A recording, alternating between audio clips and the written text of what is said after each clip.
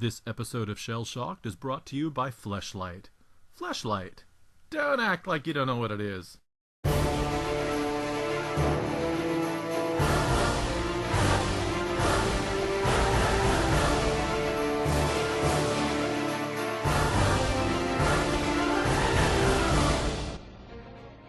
Thank you for joining us for ShelShocked. In this episode, we'll be discussing issues of morality and bigotry. And later, we'll have an interview with psychologist and author Dr. Michael Shermer. So sit back, grab a stiff drink, and settle in for ShelShocked, Episode 1.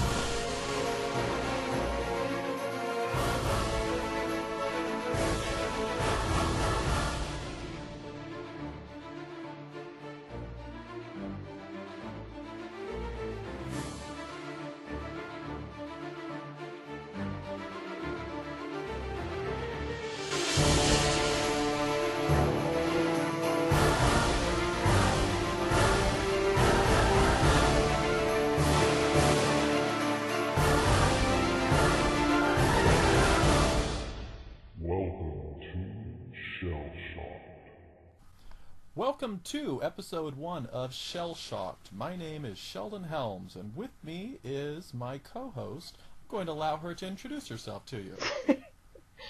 Hi, my name is Amanda DeVal. And I live in the United States of America, and she doesn't. And I don't. I live in Canberra, Australia, so I am part of the Australian Skeptics. So we've gone into world continental. So we're going to begin Episode 1 by telling you a little bit about who we are, what our relationship to skepticism is, and what we hope to do with this brand new podcast. So I guess I'll start. As I said, my name is Sheldon Helms. I am the Vice President of the Bay Area Skeptics, which is one of the oldest and longest running skeptical organizations in the state of California, maybe one of the oldest and longest running in the U.S.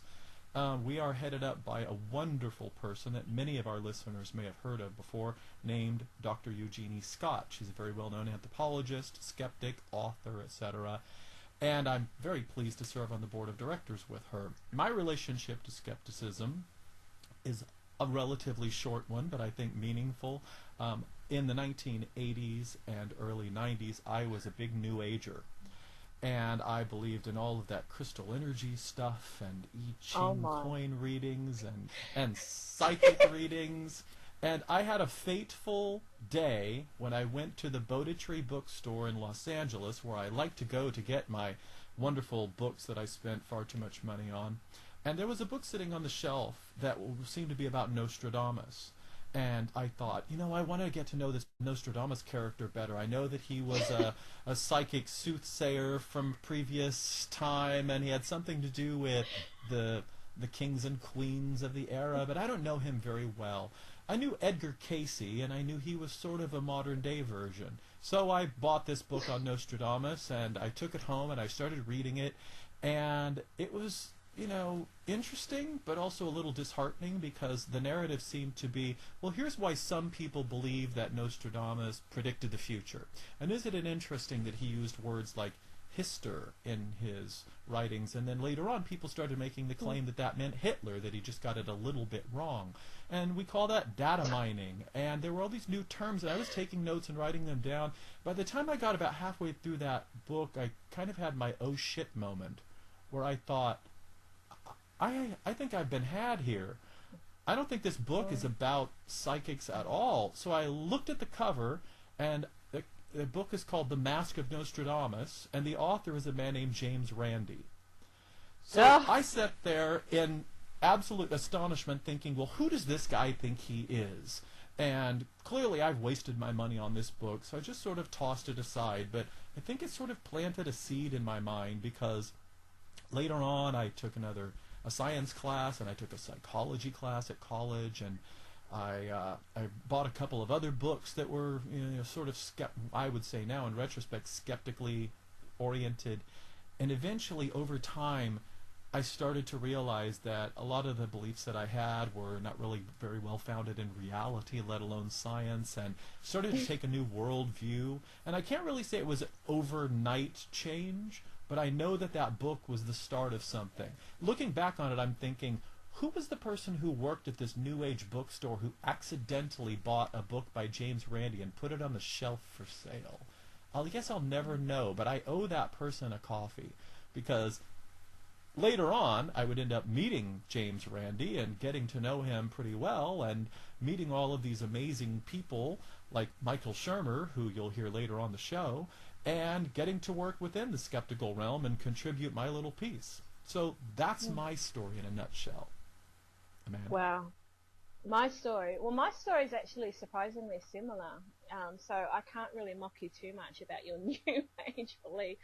As I said, I'm part of the Australian Skeptics and the Canberra Skeptics. I was, until recently, Vice President of the Canberra Skeptics, and now I have been working on promoting skeptic activism. It's my passion.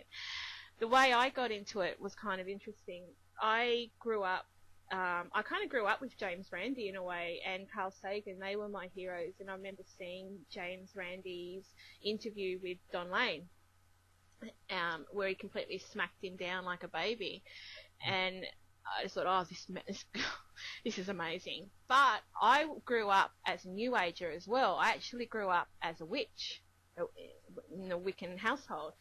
And I grew up believing in the moon phases and how it affects and all that hoopy-doopy stuff, and also believing that I was psychic, believing that I was a healer. And I'm proud to say that I have a certificate in level 2 Reiki. It's pretty awesome. I know, I'm sorry. But I believed in all that crap. I believed in aromatherapy. I actually grew herbs in order to make my oils to heal people. I believed in past lives, and I believed in ghosts and all this stuff. But in the back of my mind, there was always this little voice, which I think was James Randi, in the back of my head, wanting to question it. There was always a part of me that never fully committed to the whole New Age realm.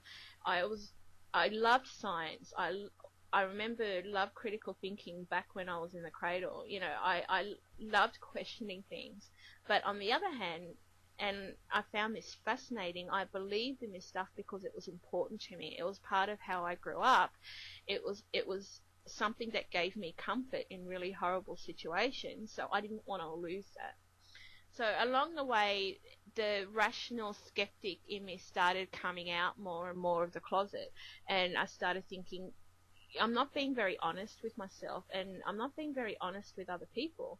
So my oh shit moment was I actually did a bit of an experiment to test myself, because a friend of mine, I used to take her, oils in to heal people of stuff. So I did think, let's just see how this works. So I actually brought in a little jar of water for a friend of mine who had a cold, thinking, okay, I'm going to bring you a little potion that's going to help you. And I wanted to test it. And it was a pretty scary moment for me, because it was kind of my honesty moment that this is all bullshit.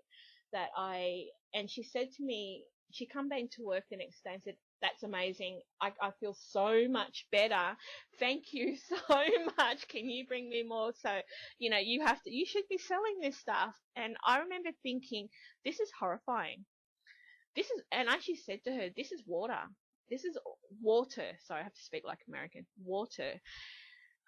This is nothing. And I realized at that point, and that I had to be more honest with myself. So I started reading more and more and more, and I read this little book called Flim Flam, and researching more and realizing that I was just being deluded by this belief that had no basis to it whatsoever. And it also fueled my activism from very early on, because I wanted other people to see this, and it also triggered my fascination in psychology, because I wanted to understand why people would believe this stuff. Why did I believe this stuff, even though really, if I was going to be honest with myself, I knew there was no basis, no evidence behind it whatsoever. I saw nothing that was confirmed. I didn't actually, a ghost did not come and visit me in the night. There was nothing there. So that led me on skepticism as well as psychology all in the one go. And now I'm passionate about educating others in what's going on and what the evidence is, and encouraging people to ask the question why and what this is about, rather than just be so encumbered by the need to be comforted by something that doesn't exist. So that's where I'm at the moment.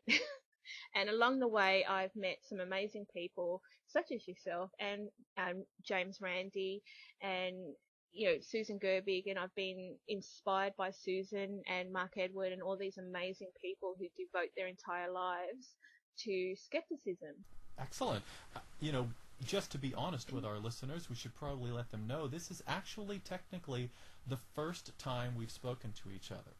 We've been talking via Skype and for maybe an hour or so, an hour and a half or so, and we've known each other online, we've seen each other do work, but we've never really communicated directly until now. And for a few weeks now, we've been kicking around this idea of putting together our own podcast and getting our version of skepticism out there in the world, and hoping that we'll do a better job as time goes on, and that people will write to us, send us emails, etc., join our Facebook page, and let us know what they think of the show and what they'd like to hear from us. I agree, and there's so many people out there who have such wonderful ideas, and I think the fact that you and I are coming at this from opposite ends of the world, literally. We're hoping to bring something a little bit different to a plethora of podcasts out there on skepticism. So and I think I'm very excited to be part of this, and I think it's going to be pretty good.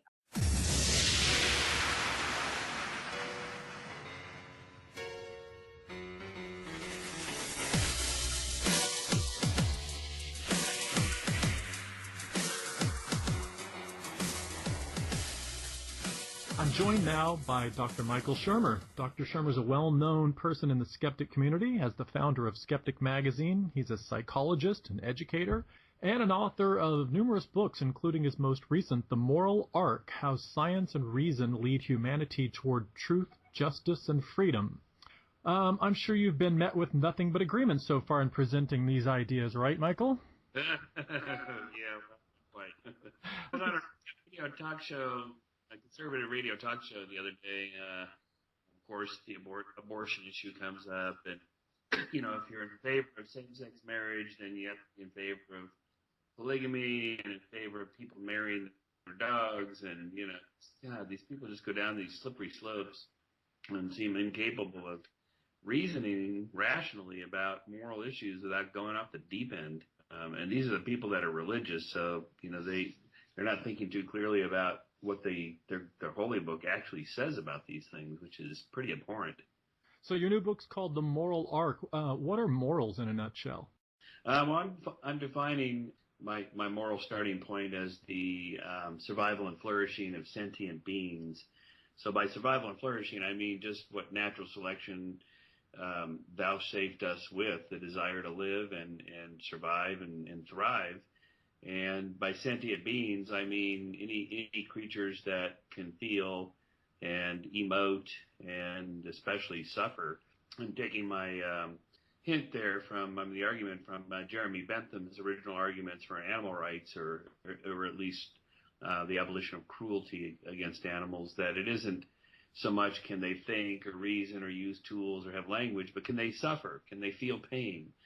That should be our concern. And I also focus on the individual in terms of the moral questions, not the group, not the race, not the gender, not the sexual preference or any other abstract category or group category, but the actual individual. And the reason for that is because, first, the natural selection targets individuals, not groups. And second, it's an individual that feels and suffers. A singular brain inside of a skull of an individual, that's who has the capacity to suffer, not races and genders and so on. And three, it's individuals that want rights, not groups. Individuals vote. Women don't vote. A woman votes. And then finally, the last reason for focusing on the individual is that, the biggest body counts in history have been racked up by the sacrifice of the individual to the group, the religion, the nation, the collective of some kind. And it's easy to see how that happens because as you're well aware of the trolley car experiments, experiments where, a train is hurtling down a track and is about to kill these 5 workers who somehow mysteriously don't hear the train. You standing at the switch are given the opportunity to flip the switch and send the train down a different track where it will kill 1 worker. Would you flip the switch? And almost everybody says they would flip the switch. It's a simple utilitarian calculation, kill 1 to save 5. But that kind of utilitarian thinking, particularly sacrificing the few to save the many or enhance the many, too easily slides into sacrificing, instead of 1 to save 5, sacrificing 1 million to save 5 million or 10 million to save 50 million. And before you know it, you've got yourself a genocide. I mean, this is how it happens. It starts off in what seems like a good idea. Like, we have this problem facing our group, and we think it's these people over here, so we got to get rid of them. And, before you know it, you go down that road, and you end up in these hemoclisms of death. So I'm not a utilitarian in that sense. I think it has some value, but ultimately it has that problem. So that's sort of the long version of how I define and talk about morality in the book. I think if you ask most people in everyday life about morals, they're going to start talking about religion and culture, and then most of the skeptics I talk to immediately start talking about the role of evolution in our morals. Which do you think it is, or is it both, and to what degree? Well, first of all, most people, they do just make the assumption that if you're talking about morality, we're talking about something to do with religion. And I think in part that's because religion got a head start over secular philosophy and science in terms of thinking about these issues. Religion's been around for thousands of years, so so people just naturally associate it with that. And also religions take credit for most everything.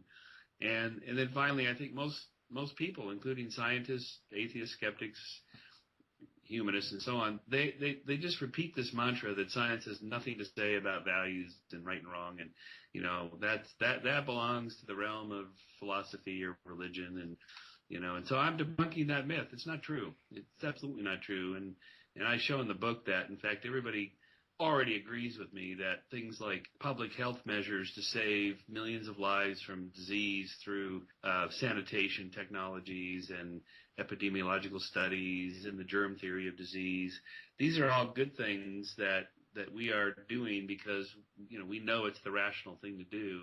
And to say that, well, I can't really say that, why is that a good thing to do? Why is it good to save hundreds of millions of people? And enable them to survive and thrive. Why is that good? And people will just say, I don't know, it's just our cultural preference, and science cannot tell us that that's a good. Yes, it can. Of course it can. Evolution designed us to want to survive and thrive. That's it. That's the moral starting point. Everybody knows that's true. You feel it in your gut. You want to live. You want to flourish. And you think that it's a good thing that other people should also have that opportunity. That's the whole point of rights. And to think that, rights were invented and just made up in the West and they have no basis in reality, and somebody else's belief that people shouldn't have rights is just as good as ours, that's malarkey. Nobody really thinks that, who holds a rational scientific worldview. So let's dispense with that myth that science has nothing to say about values and start applying science to making life, not just making life better, but understanding why we want to make it better. Speaking of life being better, you also say in your book that despite what we get from the evening news, things are actually better in the world now than they've ever been. I can almost guarantee you that if I were to post that online, I'd get nothing but arguments to the contrary. Why do you think that people believe that the opposite is true, and what's your evidence for this being the case? Well, first, there's several factors at work here that, we should follow the trend lines, not the headlines, as Bill Clinton said recently. The trend lines are all pointing in the right direction. The headlines, of course, it's the job of the media to report bad news. That's what they do. And so you can't really fault them for that. It's just the nature of the beast. And so you'll never see, a news crew standing in front of a a grammar school saying, we've been here 6 hours and there hasn't been a single shooting, and we're going to stay here 6 more hours. Stay tuned. That's not news. It's only news when there's a school shooting. But in fact, pretty much every measurable form of crime and violence and bad things that happen to people has been going down. And on the positive side, more people in more places around the world have more rights, more civil liberties, more freedom, more prosperity, more opportunity, more autonomy than ever before in history.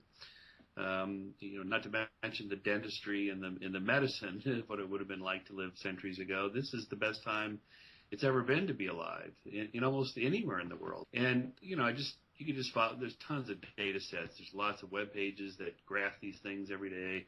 There's just tons of good news. And to say that things are getting better is not to say that they're perfect or great, magnificent, wonderful. There's little room for improvement. No, not at all. There's lots of things we can make better. It's just to remind people that, there really are reasons for hope, that we've been doing something right, and it would be good to know, what it is, and then do more of it. Like democracies are demonstrably, measurably, really, absolutely, objectively better than dictatorships and autocracies. And I can prove why that is and document it in many graphs I do in the book. So shouldn't we be applying that principle? That is, we should spread democracy in more places, and we are. In 1800, there were 0 liberal democracies. Even in 1900, there were only a couple places where women could vote.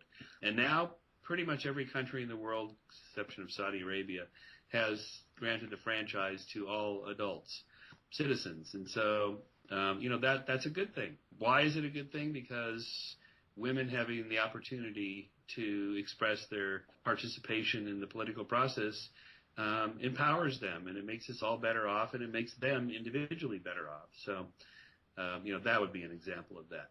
And, of course, there's always exceptions. The moment you say things are what about Ferguson? What about Syria? What about the terrorist attacks last week in Paris? Yes, and yes, of course. No one's denying those things, but they're not as common as they used to be. You take someone like Donald Sterling, the owner of the Clippers, and everybody made a big fuss about, how he made these racist remarks in private to his mistress about African Americans. You see, racism is as bad as it's ever been. Oh, come on. This guy did this in private, and he was jumped on and had forced to sell his team. Most old guys like him thought like that back in the 50s, and they weren't especially private about it. So, that's how far we've come. I go so far as to say that the conservatives today are more liberal than liberals were in the 1950s. It's progress that's just slow enough. You don't see it daily, but in the long run, follow the trend lines, not the headlines. Yeah, that was one of my favorite facts that I hadn't considered from your book. Conservatives today are more liberal than liberals in the 1950s. That's just incredible, but it's true. Yeah, it's true. Just think about how people talk about, blacks and gays and women, minorities, and so on. It was pretty bad back in the 30s, 40s, 50s, but in the 60s it started to change. And it's a credit to the liberals who challenged us to change our language, because the way you speak about other people changes the way you think about other people. So let's stop saying those things. And that went overboard a little bit with all the politically correct police running around college campuses, finding people for saying microaggressions, as it's called. But even that is a sign that we've come so far. We're struggling to find just tiny little increments of improvement left. In college campuses, say, that means we've come a long ways. Right. At a time when the blogosphere is flooded with messages about the free market and capitalism being bad for us, you write in your book that the free market actually contributes to morality in the world. Yeah, I do. That, and of course, people say, "Oh, that Shermer's a libertarian," whatever. Okay, let's quit using the labels. Maybe I'm a libertarian, maybe I'm not. It depends what you mean by that. The problem with labels is that people quit listening to the arguments and they just, use it as a shortcut to quit thinking. So, of course, there's abuses in capitalism, just like there's abuses in anything else. And so I like, say, John Mackey's concept of conscious capitalism. It's okay to make money and make a profit, but you also need to take care of your employees, your community that your company is in, your customers, and so on. There's ways to do this that that are more moral, and there's lots of people that do that, and so I talk about that in the book. But more to the point on the moral question, the effects of trade on the way people think. Anything that enables you to interact with other people in a peaceful manner is a good thing. Travel, the internet, interconnectedness of the world, trade with other people, anything that gets you out and puts you in somebody else's shoes, in their head, in their mind. Literacy rates going up is a good thing. People that read novels, a lot of novels, for example, score higher on tests for empathy and mind reading. That is, the ability to read other people's facial expressions and understand what it is they're communicating. So we think, this is a little early on this research, but we think that reading novels trains your brain to transport yourself into somebody else's head, because that's what you're doing when you read a novel, is you're becoming the character and looking through their eyes at the world. That kind of thing makes people more moral in the sense that they're better able to understand what other people who are not like them, are feeling. And so all that adds up, I think, to, good things. There's nothing magical about, trade. It's just a pragmatic thing of interacting with other people in a peaceful manner. So wrapping up here, what work do you think we need to do as a species to keep this evolution of morality going? In other words, what areas do you think we need to work on the most? Well, the one that we're almost done with is the gay rights and same-sex marriage. I think probably, fingers crossed, the Supreme Court votes on this, and then all states, allow gay marriage, and then by 2020 say that revolution will be done. People will be talking about gay marriage like we talk about interracial marriage. Like, what were those people thinking? Who would be opposed to that? So I think that's the most immediate one. Then of course, animal rights is going to take much longer. I think the idea that atheists are not moral, that's another one we need to work on. And following in the coming out campaign that the gay community has used, I think Dawkins' idea of a coming out campaign is good. I think it's a good plan. I am still worried about not religion. It's too broad a concept, but Islam in particular. I mean, let's just say it. It's the elephant in the room. It's Islam. As Sam said, it's the motherlode of bad ideas. And it really is.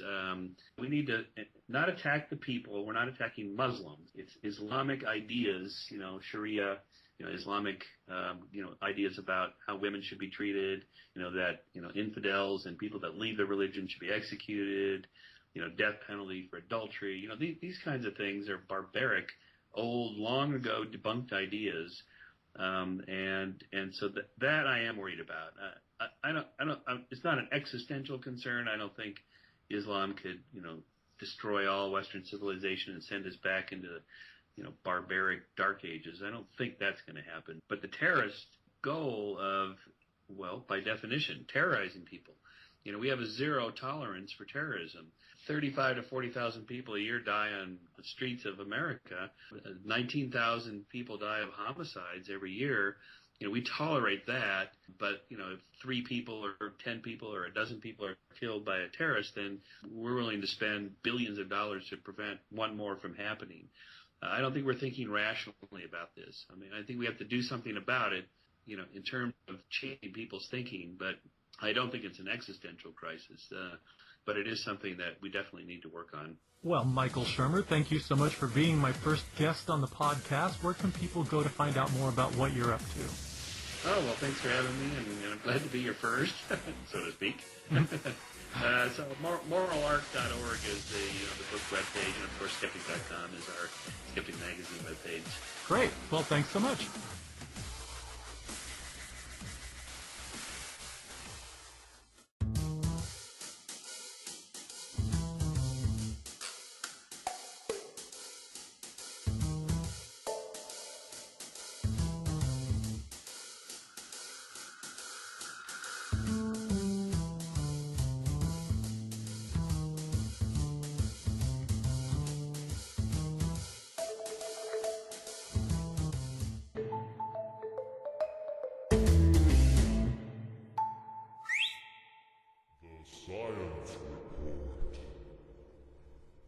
Are you a bigot?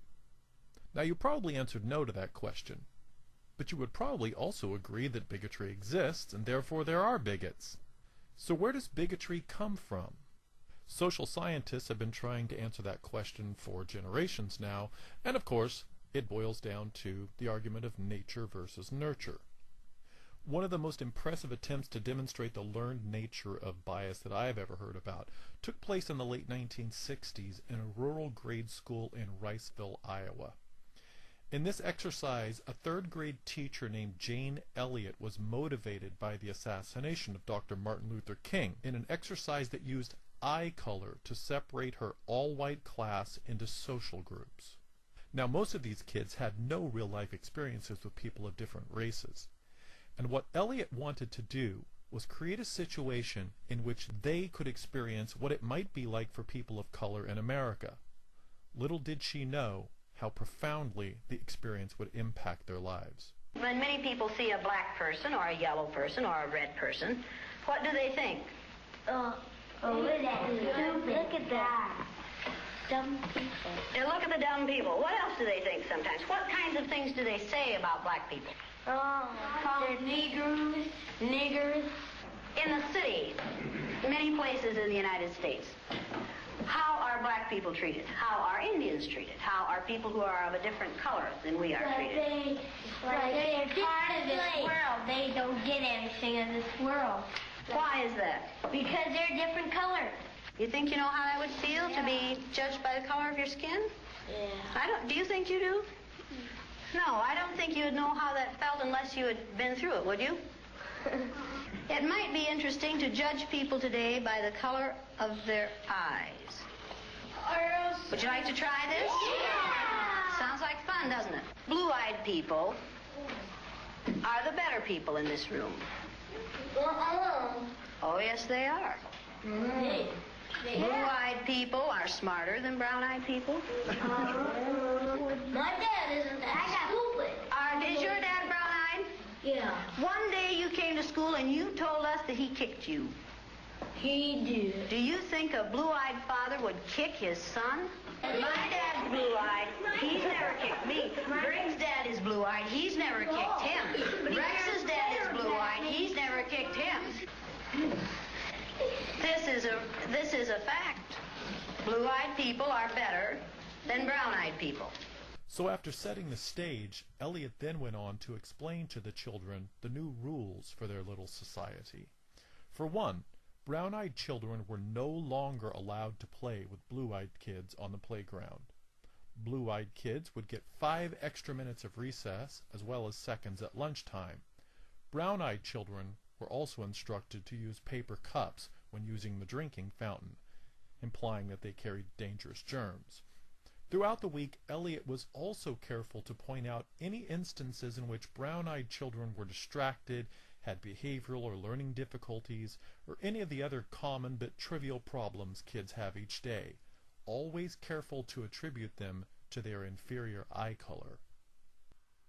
Within a surprisingly short period of time, Elliott said she saw major changes in the kids. I watched what had been marvelous, cooperative, wonderful, thoughtful children turn into nasty, vicious, discriminating little third graders in a space of 15 minutes.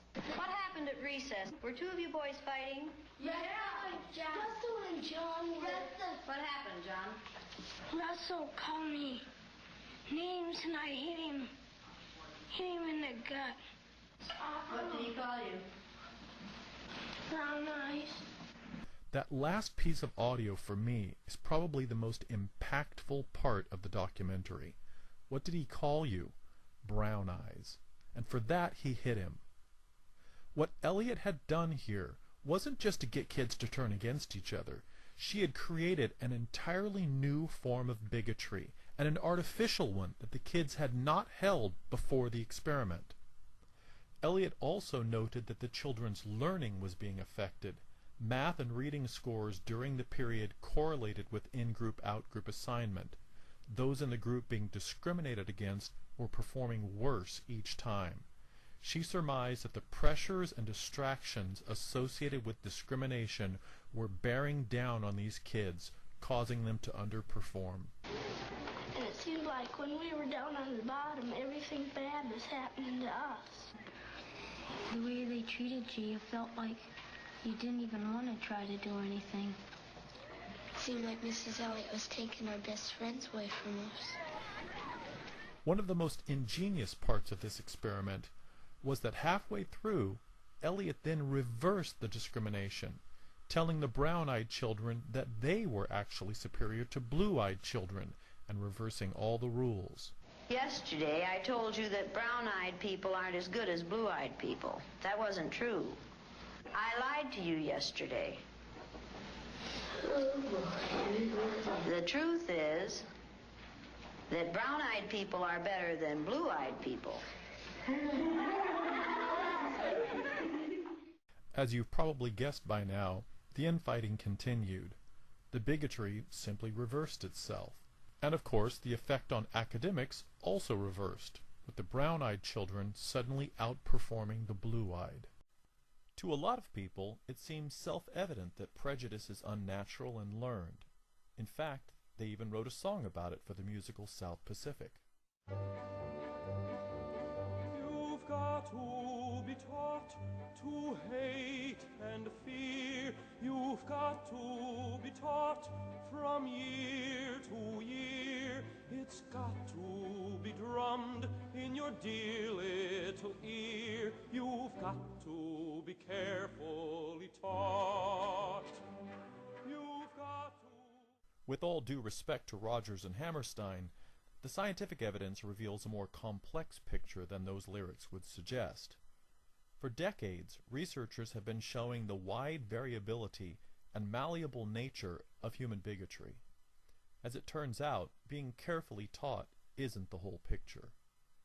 Scientists like Dr. Karen Wynn at Yale University's Infant Cognition Center are beginning to reveal what they say are the biological roots of bigotry. Wynn's studies have shown that infants as early as 6 months of age show not only the foundations of morality, but also the vestiges of the darker parts of the human condition. In some of her studies, Wynn entertains babies with a puppet show. For clarity, we'll call this first phase the helpful or mean puppet show. In it, a puppet struggles to open a box. Along comes Puppet A, wearing a colored shirt, who helps him open the box. This show is repeated with the little puppet trying again to get the box open, and along comes Puppet B, in a differently colored shirt, who slams the box shut. So babies just watched a puppet show in which Puppet A is being helpful and Puppet B is being mean. These babies are then presented with these puppets by a blinded assistant and are given the chance to choose either puppet to play with. Results show that the babies are far more likely to reach out for Puppet A, the nice, helpful puppet. And this is no small margin. They choose the nice puppet more than 80% of the time.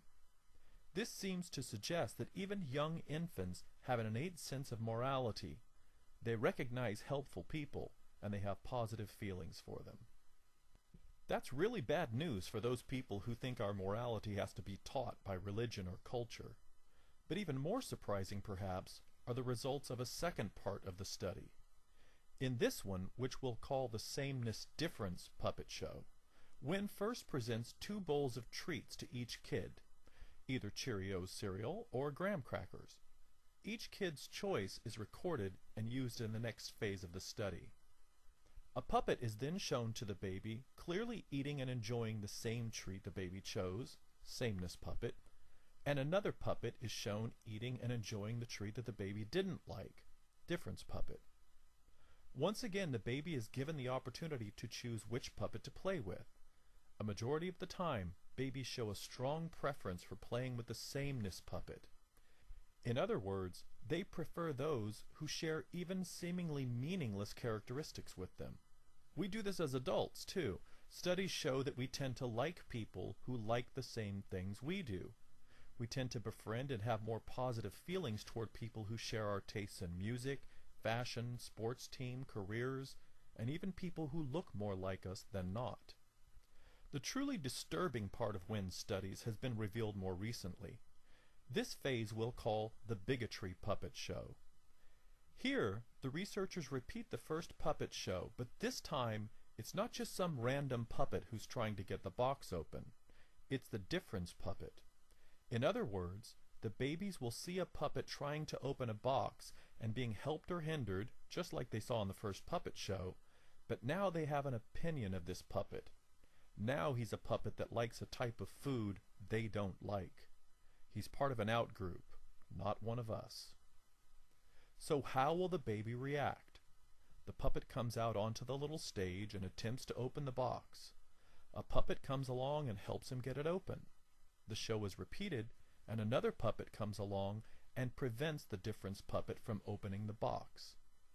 Given a choice now between playing with a helpful puppet and a mean puppet, guess who the babies choose? That's right. This time they want to play with the mean puppet. That's because he was mean to somebody who's different. In other words, Wynn's research suggests that we may have an inherent desire to see people different from us treated badly. The good news is that, like most inherent human behaviors such as greed, lust, revenge, we can be carefully taught not to act upon them. But in order to gain control over our bigotry, whether it be sexism, racism, homophobia, transphobia, or any of the other forms of hatred humans engage in, we need to take an honest and perhaps sobering look at the research and be able to accept whatever it shows us.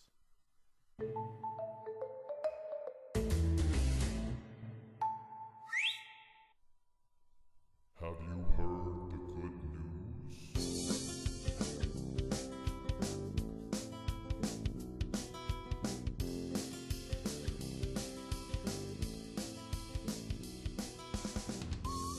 This is Amanda with the good news. Today I'm going to touch on the current subject of the show of morality and bigotry in our society. News has come out in the last couple of weeks of two women's rights activists, Mahdi Golru and Swad al-Shamari, who were freed from prisons in Saudi Arabia and Iran for various crimes. What was that crime? Well, I'm glad you asked. Mahdi Golru was arrested in October after attending a protest gathering in order to speak up against the acid attacks on women in Iran.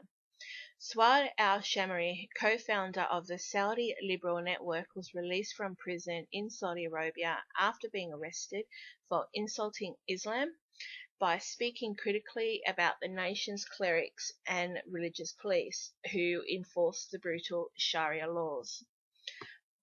Mahdi Golru said she spent 45 days in solitary confinement in Tehran's notorious Evin prison, a prison that is known for their torture and treatment against political prisoners, and was only allowed to meet with family in the presence of officials. While this is a good development and good news, it isn't the end of this story, as she may face further prosecution for speaking out. At the same time as this, news has also come out that two Saudi Arabian women were released from prison after being arrested for driving. Yes, they were arrested for driving. Saudi Arabia apparently has a blanket ban on female drivers in Saudi Arabia, and that was their crime. The interesting thing about this is the comments from people on social media networks after this had come out. While most of the comments are in support of this good news has happened and outrage that in our so-called enlightened society this may still happen, there have been many people who have stated that we have no right to pass judgment on another culture's laws. I'm all for respecting a culture and the laws of that culture, and I believe in the right for a country to conduct their society in the way they see fit. However, I draw the line when that law encourages bigotry and suppresses the basic human rights that many of us take for granted. It is the very fact that I'm having to give this as good news says that these matters still happening in our society and that as humans we still have some work to do. Maybe one of the good things is that we are speaking out about this. We're not leaving that country or that society to enact their laws in a way that they think is appropriate. Maybe that's also the good news. either way, we need to continue to speak out. We need to continue to highlight what is going on. And we also, more importantly, need to continue to recognize that bigotry, discrimination, and oppression still exists in our society. As we do that, we are closer to fighting against what is happening. Thank you very much for listening. My name is Amanda DeVal, and I'm bringing you the good news.